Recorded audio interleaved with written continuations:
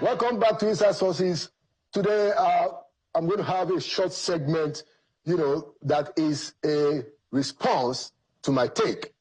And to do that, I have Professor Mojuba Olufunke Okome, Professor of Political Science and Women's Studies at the Brooklyn College at the City University of New York. Professor Okome, you're welcome back to Inside Sources. Thank you very much. All right. So you listen to my take, especially what I said on the issue of one-party state. What's your response? I think one-party states are dangerous. And I dare say that one could even criticize Mwalimu of Tanzania, Julius Nyerere, because in order to make a one-party state work, considerable state constraints will be put on people who disagree. Then if a state, and then remember that his own state was not democratic. So in Nigeria, we say we're practicing democracy. It is actually, the scholars of democratization always celebrate when another party wins election. And when this, there's a rotation in terms of how elections are won. Now, when everybody jumps on the bandwagon of the ruling party and say that they are now APC, I think it is dangerous. And I don't even think that, we should be admiring the machinations of the people who are able to force the opposition into oblivion. I think one of the things that indicates is that an oligarchy that is very, very specific is in control. Oligarchies and democracies are contradictory. The oligarchy is only interested in the advantages that accrue to its very small percentage of the population. And if we look at Nigeria, while all these admirable machinations are going on, the number of our multidimensional poor Nigerians is increasing. The amount of precarity, meaning the, existential problems of putting food on the table for majority of Nigerians is increasing. The number of our out-of-school children has not decreased. Our youths that are looking for employment, except if they are part of the oligarchy, they are not finding jobs. And many of them are undertaking very dangerous migrations. So what do we have to celebrate? That these people are just playing at our expense? I dare say that Nigerians need to be really concerned, because when you have one-party dominance, that party does not have to listen to what the electorate is saying. It doesn't have to be concerned about, issues that go beyond what its narrow circle of the people who belong think. And that's why people jump on the bandwagon, actually, because if you are not part of it, you are not going to be enabled to share part of the national cake that the ruling party is sharing. Okay. So I think it's dangerous. I think Nigeria, we're a fledgling democracy. And if we see what is happening in the US, we should actually be alarmed and say, if this can happen in the US, my dear brother, it can happen in Nigeria. So that's what I think in short. Okay. I have more to say. I know. You are a professor of political science. No, but I also don't, I don't think that one-party state is desirable in Nigeria. And my view is that I don't think it's going to happen. But the question I'd like to ask you now is, what stops the opposition leaders and the opposition politicians in Nigeria? What stops them from actually organizing themselves and giving the current ruling party a good fight? Because I haven't seen that, Prof. Yes, I heard you on that. And the reason why I'm pushing back so hard and using the US as example is to show you that even in a mature democracy, what the Americans thought was impossible has happened. So there's nothing like impossibility. Let's rest that. What is stopping the opposition? Well, so there's a tendency when there's collective action to be organized of people trying to free ride, because if you free ride, you can immediately derive the benefits from your action. If you plan and it takes a lot more work, it takes more resources. And let's be clear, politics in Nigeria requires a lot of money. Many people don't have it. The people in government tend to capture the money, okay? And I'm not going to even go into that because it is a really complex issue. Many people talk about corruption. I think it goes beyond that. It's state capture, it is kleptocracy, and it is also recruiting, using those resources to recruit, members of an alliance. So if we don't see that going on, then I think we're really misguided.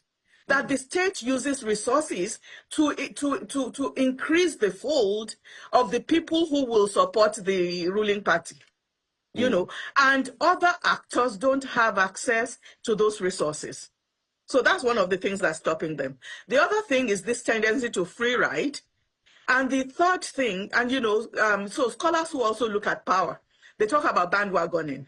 So when something seems to be a winning coalition, people kind of bandwagon because the cost of bandwagoning, the cost of free riding is less than the cost of deliberately planning to knock off the very powerful or maybe Leviathan-like coalition. So this is what is stopping people. And also many good people refuse to enter politics. I'm one of them, because it's a sliding slope. If you want to win, you are going to have to enter into some nefarious alliances. You are going to have to do some really, maybe unethical things or be on the edge of unethical things. You are going to be struggling against the mainstream. So this is why you don't see the groundswell. Now, does opposition not exist? I think it does exist, but because it's not powerful, it is not going to be, valorized the way the president's coalition is being valorized. It's not everything that happens that is reported, that, Yeah. So I'm sure that there is opposition in Nigeria. I'm sure that the media will ignore the opposition because it's not the powerful thing. And then there are ways in which also powerful interests in Nigeria ensure that their news is reported and prioritized and other news is ignored. This happens all over the world, not just in Nigeria. So I know there's opposition. I know the opposition is not strong. I know that the reason is because of bandwagoning and, and free riding. And because the actors that are controlling the state, they are monopolizing all the sources of money and power. So if you don't join them, you are losing. Good. And smart people then decide to, if you can't win it, you join them. Okay. Excellent. One last thing, I wanted you to also comment because I know that you're one of those who have spoken out quite forthrightly on the Senator Natasha Akpoti-Uduaghan versus the Senate President. Where things are on that case, how do you see it going forward? What's your take on where the issue is right now? I think we're at a stalemate. And frankly, the only people who know what happened are Senator Natasha Akpoti-Uduaghan and the Senate President. And, I hope that the Senate, the first time I talked about this, I said that the Senate has a responsibility to follow due process. to do investigations in a way that external observers would see that they are a respectable institution that takes their own rules seriously, that take the rule of law in Nigeria seriously. So for me, that's still where I am. I want the Senate to do what it is charged to do constitutionally. I want it to act as if it takes democracy and its own responsibilities within our fledgling democracy seriously. And whatever happens, I think that the Senate president needs to recuse himself from the process so that, objective analysts can respect the process. Okay, yeah, at least an objective process. But do you believe the story of the friend of Natasha who said that she recorded her and all of those disclosures that were made? Actually, this lady is also in the U.S. I see that as allegations. I don't see it as proven. I don't, what does have been in the U.S. indicate? People in the U.S. lie all the time, No, I don't mean that including people in leadership in the U.S. So, I think that investigations, serious investigatory journalism actually can contribute to this process. And I dare say, I know you are a gentleman of the media, that the media in Nigeria is dropping the ball when it comes to serious investigative journalism on many of the issues that trouble us. So when somebody comes up with allegations, I step back and I say, let us have independent investigation to verify.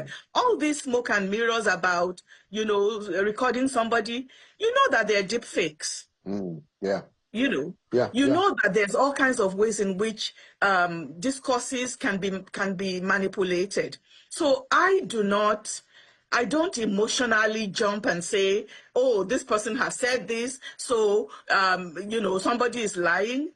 I want investigation, as if we take seriously that these are charges that must be looked into, and we have a legal process that is supposed to do that. We're not going to, I think it is, it's a mistake to go down the rabbit hole with all kinds of people who want to bring something or the other onto the table. As the person who brought it forward, there are also people saying the Senate president's number appeared on her thing and all that kind of stuff. You know what? Let us investigate.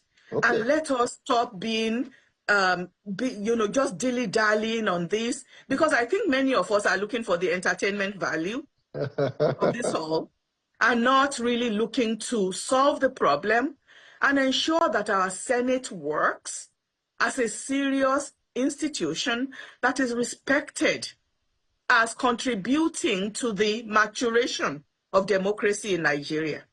Okay. Thank you very much, Professor Mudiba Olufunke Okome, for your views and your contributions, and thank you for coming to Inside Sources. My pleasure. All right. Thank you.